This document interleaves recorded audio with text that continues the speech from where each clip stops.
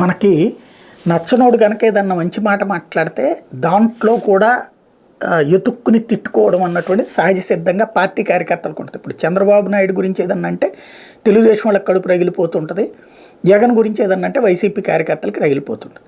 కానీ పత్రిక అన్నటువంటి అది నడుపుతున్నటువంటి జర్నలిస్టులకి లేదంటే ఆ పత్రిక యాజమాన్యాలకు కూడా ఇవి తగులుతూ ఉంటాయి అనడానికి సాక్ష్యం ఈనాడు ఇప్పుడు పెడుతున్నటువంటి హెడ్డింగులు.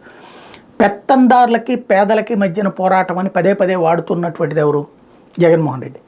ఇప్పుడు తాజాగా ఒక సామాన్య మహిళకి సీట్ ఇచ్చింది మొట్టమొదటిసారి తెలుగుదేశం పార్టీ.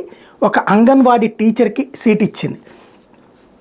ఏదైతే కారు ఇక్కడే ఒక కీలకమైనటువంటి అంశం అంటే రాజవొమ్మంగి మండలం అనంతగిరిలో 8 ఏళ్లుగా శిరీషాదేవి అంగన్వాడీ కార్యకర్తగా పనిచేస్తున్నది.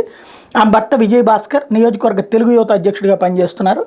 ఆ మధ్యన ఈ కార్యకలాపాల్లో ఈవిడ తెలుగుదేశం పార్టీ కార్యకలాపాల్లో పాల్గొంటుందంటూ మిగతా వాళ్ళు అబ్జెక్ట్ చేయడం, తర్వాత ఆవిడ ఉద్యోగానికి రిజైన్ కూడా చేసింది. ఆ అమ్మాయికి ఇప్పుడు సీట్ ఇచ్చారు. అక్కడ ఇంతకుముందు తెలుగుదేశం పార్టీ ఎమ్మెల్యేగా గెలుచున్నటువంటి సీటు రాజేశ్వరిని ఎవరో ఉన్నారు ఎమ్మెల్యే. ఆ సీటు ఇప్పుడు అంటే 19లో కాదు 14 టైంలో గెలిచినటువంటి ఇప్పుడు ఆ సీటులో ఈ అమ్మాయికి ఇచ్చారనమాట. తద్వారా ఒక సామాన్య మహిళకి ఇచ్చారు. ఖచ్చితంగా ఒప్పుకోవాలి, సామాన్య మహిళకి ఇచ్చినందుకు అభినందించాలి.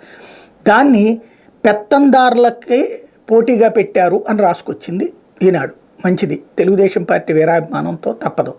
కానీ మరి మైలవరంలో యాదవ్కి ఇచ్చిన, లేకపోతే ఒక గురుమూర్తికి ఇచ్చిన, లేదంటే ఒక మొన్న మధ్యన అనంతపురం జిల్లాలో ఇచ్చినటువంటిది వైఎస్ఆర్ కాంగ్రెస్ పార్టీ, అట్లాంటివన్నీ చూసినా కూడా సామాన్యులకి చాలామందికి ఇచ్చారు కదా.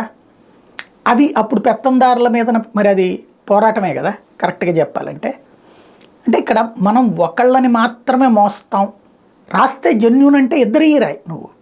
ఇప్పుడు మైలవరంలో వసంత కృష్ణ ప్రసాద్ లాంటి పెత్తందారు 100 కోటీశ్వరుడిని పక్కన పెట్టి ఒక యాదవ్ సామాజిక వర్గానికి సంబంధించినటువంటి సామాన్య కార్పొరేటర్కి ఇవ్వడం అంటే ఆషామాషి వ్యవహారమా? సామాన్య కార్యకర్తకి ఇవ్వడం అంటే అతను ఏదో స్థానిక సంస్థలో ప్రజాప్రతినిధి, అతనికి ఇవ్వడం అంటే ఆషామాషి ఏం కాదు కదా.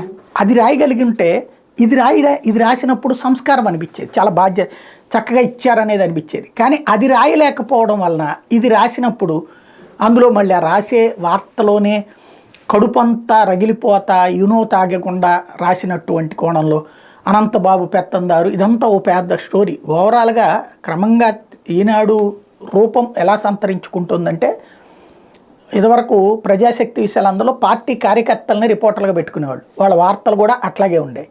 ఇప్పుడు ఈనాడు తెలుగుదేశం కార్యకర్తల్ని రిపోర్టర్లుగా పెట్టుకున్నట్టుంది. కార్యకర్తల కడుపు మంట వార్తలాగా ఉన్నది తప్పించి ఓ చక్కటి అంశాన్ని సరిగ్గా ఎస్టాబ్లిష్ చేయలేకపోయారు. అమ్మాయికి సంబంధించినటువంటిది మిస్ అవుతుంది. బట్ చంద్రబాబు గారిని ఈ విషయంలో అయితే నేను ఖచ్చితంగా అభినందిస్తాను.